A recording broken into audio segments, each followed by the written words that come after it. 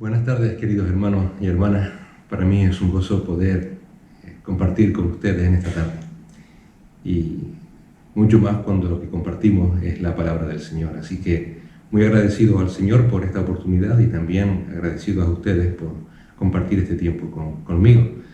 Recordarles que si Dios quiere, después de este tiempo de meditación a las 8 tenemos por Zoom la reunión de oración. Estás cordialmente invitado. Así que, sin más preámbulos, vamos a poner este tiempo en manos del Señor para que sea Él el que obre conforme a su voluntad.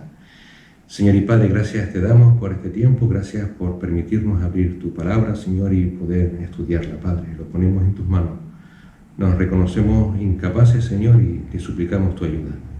Que tú nos ayudes no solamente a meditar en ella, sino a grabarla a fuego en nuestros corazones y a ser hacedores de ella, Padre, para que nuestra vida pueda ser de olor fragante delante de ti, siendo santificada día tras día, Señor, a través de la obra de tu Espíritu Santo en nosotros, y así podamos exaltar el nombre de Cristo, nuestro Señor y Salvador. Es en su nombre que oramos, Señor, y te damos las gracias por todo. Amén. Me gustaría que en esta tarde pudiéramos abrir nuestras Biblias en el Salmo 24. El Salmo 24 es un salmo de David, quizás bastante conocido, donde se nos presenta a Dios como el gran Rey de Gloria. Como el gran Rey de Gloria. Vamos a tener la lectura un momentito. Dice el Salmo 24. De Jehová es la tierra y su plenitud, el mundo y los que en él habitan, porque él la fundó sobre los mares y la afirmó sobre los ríos. ¿Quién subirá al monte de Jehová? ¿Y quién estará en su lugar santo? El limpio de manos y puro de corazón, el que no ha elevado su alma a cosas vanas, ni jurado con engaño. Él recibirá bendición de Jehová y justicia del Dios de salvación. Tal es la generación de los que le buscan, de los que buscan tu rostro, oh Dios de Jacob. Alzad, oh puertas, vuestras cabezas, y alzaos vosotras, puertas eternas, y entrará el Rey de Gloria. ¿Quién es este Rey de Gloria? Jehová, el fuerte y valiente, Jehová, el poderoso en batalla. Alzad, oh puertas, vuestras cabezas, y alzaos vosotras, puertas eternas, y entrará el Rey de Gloria. ¿Quién es este Rey de Gloria? Jehová de los ejércitos, Él es el Rey de Gloria. Este salmo se puede dividir en tres grandes temas, y que están todos relacionados con ese gran Rey de Gloria. Tenemos el versículo 1 y 2, donde se habla de quién es ese Rey, a quién pertenece ese reino y cuál es la amplitud de ese reino y de todo lo que estableció. Y luego tenemos los versículos del 3 al 6 que nos dice quiénes son los que pueden estar en ese reino, cuáles son las cualidades de los habitantes de ese reino y cualidades que ellos deben demostrar. Y por último, en los versículos del 7 al 10 se nos dice quién es ese ese rey, a quien pertenece ese reino y cómo hay que recibirle, porque Él es digno. Pero en esta tarde, si me lo permiten, quisiéramos enfocarnos en los versículos 1 y 2. De Jehová es la tierra y su plenitud, el mundo y los que en él habitan, porque Él la fundó sobre los mares y la firmó sobre los ríos. La Nueva Versión Internacional traduce como esa plenitud como todo cuanto hay en ella. Y quisiéramos enfocarnos en estos dos versículos para respondernos acerca de cuál debe ser nuestra actitud frente a las cosas que poseemos. Es decir, cómo debe ser la actitud en nuestra vida como creyentes cuando tenemos y cuando no tenemos. ¿Cuál debe ser la actitud de un creyente en tiempos de abundancia y en tiempos de escasez? Y por tanto, ¿cómo debe ser un creyente como administrador de todo aquello que Dios le da? ¿Y por qué es importante tener esto presente? Bueno, me gustaría reflexionar sobre esto muy rápidamente en esta tarde porque creo que todos somos conscientes de que hemos llegado a un punto en esta sociedad donde eres lo que tienes, llegando al extremo de que no poseemos cosas, sino que las cosas nos poseen a nosotros. Y en esa búsqueda por tener lo que creemos que necesitamos tener o lo que otros tienen, vivimos angustiados, vivimos desangelados, sin descansar, buscando medios para poder tener todo ese tipo de cosas. A veces son necesidades autoimpuestas, tal vez no sean cosas necesariamente materiales, pueden ser trabajos deseados, pueden ser familiares que ya no están con nosotros, personas amadas a las que echamos de menos. A veces esta es la presión, que ese sentimiento por lo que tenemos o por lo que echamos de menos se vuelve una carga tan insoportable, tan insostenible, que nos asedia de tal manera que nos hace olvidar de quién dependemos y a quién debemos todo. Ya desde el primer instante del Salmo, David nos deja muy claro a quién le pertenecen todas las cosas. El salmista afirma en estos 2 versículos que todo pertenece a Dios, que todo el mundo y toda su plenitud, es decir, absolutamente todo lo que hay, pertenece a Dios. Esto implica que absolutamente todo lo que has tenido en tu vida, o tienes ahora o tendrás, es de Dios. Y si lo recibes como parte del don de Dios, de su gracia. Todo nos ha sido dado por gracia, porque todo es de Dios. Por tanto, aquí tenemos ese principio fundamental. Todo es de Dios. Y lo es por la simple razón de que Él ha sido quien creó todo. Él fue quien fundó la tierra y todo lo que en ella hay es obra de su creación. Por tal razón no hay nada ni nadie con la facultad, con el poder o la autoridad para reclamar o para arrebatar a Dios lo que a Él solo le pertenece. El rey David no solamente afirma esta verdad en este salmo, en otros escritos de él también lo menciona. Y en Primera de Crónicas, en el capítulo 29, versículos 11 y 12, se recoge estas palabras de David. Todas las cosas que están en los cielos y en la tierra son tuyas. Las riquezas y la gloria proceden de ti, y tú dominas sobre todo. Así que, puesto que Dios es dueño de todo, ¿cómo debe caracterizarse nuestras vidas como creyentes cuando tenemos o cuando no tenemos? Pues debe caracterizarse con la única actitud posible, contentamiento. Si todo lo que tenemos o no tenemos es de Dios, ni nada hemos ganado, ni nada vamos a perder, sino que todo lo hemos recibido.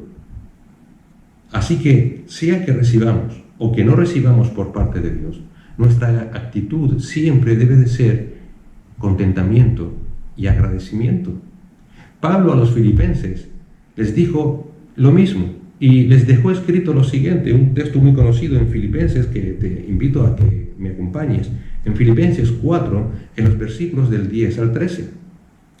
Y Pablo les escribe a los filipenses y les dice lo siguiente: en gran manera me gocé en el Señor de que ya al fin habéis revivido vuestro cuidado de mí, de lo cual también estabais solícitos, pero os faltaba la oportunidad. No lo digo porque tenga escasez, pues he aprendido a contentarme, cualquiera sea mi situación. Sé vivir humildemente y sé tener abundancia. En todo y por todo estoy enseñado, así para estar saciado como para tener hambre, así para tener abundancia como para padecer necesidad. Todo lo puedo en Cristo, que me fortalece. Un poquito antes, en el versículo 6, Pablo les dice lo siguiente a los filipenses: por nada estéis afanosos, sino sean conocidas vuestras peticiones delante de Dios en toda oración y ruego con acción de gracias. Pablo les está diciendo a los filipenses: no se afanen, no estén afanados, pongan todas sus peticiones delante de Dios, háganlo con ruego y háganlo con acción de gracias. Pero mira, cualquiera sea la respuesta de Dios ante tus peticiones, debes actuar como yo siempre he actuado, con contentamiento. Cualquiera sea mi situación, dijo Pablo, siempre he actuado con contentamiento. Porque el contentamiento de Pablo no era las cosas, sino que era Cristo. Cristo era quien le fortalecía. De la misma manera, nosotros debemos buscar ese mismo contentamiento en Cristo. Porque lo importante no es tener o no tener, sino estar satisfechos en Cristo. Solamente Cristo es quien puede colmar todos nuestros vacíos, todas nuestras necesidades con su persona. Cristo es el único que puede fortalecernos, cualquiera sea nuestra situación. Leía en un comentario la reacción de Juan Wesley cuando recibió la noticia de que su casa se había pegado fuego. Y él simplemente dijo: la casa del Señor se quemó, una responsabilidad menos para mí. La verdad es que ese enfoque de Wesley es impactante, es el correcto, pero no es lo que el mundo enseña. El mundo, al contrario, solamente alienta la acumulación egoísta de cosas materiales, cosas que ni sufren ni padecen, pero que nos hacen sufrir a nosotros y nos hace padecer a nosotros por tenerlas o por perderlas. Tenemos que cambiar esa perspectiva y cambiarla a la luz de lo que hemos visto en el Salmo 24 y aquí ahora en la lectura de Filipenses. Y tenemos que cambiar esa perspectiva porque corremos el riesgo de que, llegado el momento, las cosas ocupen el lugar de Cristo. Mira, no somos dueños de nada. MacArthur nos dice que si alguna vez pierdes algo, realmente no lo has perdido, porque nunca ha sido tuyo. Solo Dios es el dueño. Pero lo que sí requiere Dios de nosotros es que todo aquello que Él nos dé, si Él nos da algo, si Él nos encomienda algo, es que seamos buenos administradores de esas cosas que nos da, que seamos administradores sabios. Y esa administración sabia implica no solamente no desperdiciar las cosas, sino no poner las cosas en el lugar que no le corresponde. Es decir, una buena administración delante del Señor va a implicar no desperdiciar lo que no es nuestro y, por otro lado, no caer en la idolatría poniendo en nuestros corazones amor por cosas en lugar de amor por Cristo. El teólogo Walter Kaiser dice así al respecto: las cosas materiales, los bienes, los recursos naturales son buenos en sí mismos, porque todos fueron hechos por Dios. Y de hecho, ese es el tema recurrente en la narrativa de la creación de Génesis 1. Y así, mientras Dios iba creando, decía que era bueno. Y todos esos bienes fueron puestos a disposición del hombre para que los administrara con sabiduría y con gratitud al Señor. Por tanto, un mal administrador delante de Dios es aquel que, por un lado, da un mal uso a esos bienes recibidos por parte de Dios, olvidando que no son nuestros, sino que son de Dios. Y por otro lado, cuando le damos el lugar que no le corresponde en nuestras vidas, poniendo sobre ellos nuestra satisfacción o nuestra preocupación, o dándoles, en última instancia, el valor último o absoluto de nuestras vidas. Cuando hacemos eso, o cuando actuamos de esa manera, estamos empezando a rendir culto a lo creado en lugar del Creador mismo.